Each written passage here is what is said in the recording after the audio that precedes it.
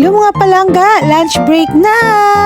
Gutom na gutom ako mga palangga, pero nagulat talaga ako sa isda na kakainin namin ngayon. Kita nyo naman mga palangga, parang ayaw mong kainin kasi may malalaking ngipin siya. Ngipin na talaga, akala mo parang tao.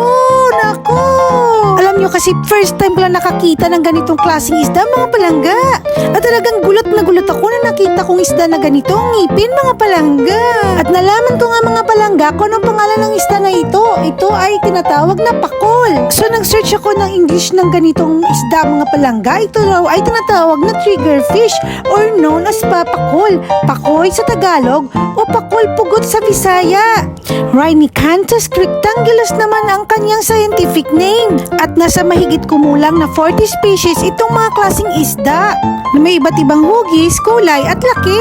At kaya pala ganito ang mga ngipin ng mga triggerfish mga palangga kasi ang kinakain nila ay matitigas na shells. At kahit na mga matitigas na corals ay kinakain rin nila mga palangga. Kaya kakaiba talaga ang isdang ito mga palangga. At alam nyo rin po ba na ang male triggerfish ay talagang highly territorial. Kaya nilang dipinsahan ang kanilang territory at lalong-lalo na paalisin ng mga kaaway nila na makakapahamak sa mga kauri nila.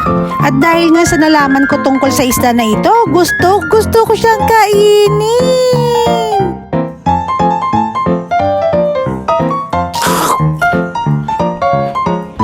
Sobrang sarap. Thanks for watching. Don't forget to like and share mga palangga. Bye-bye.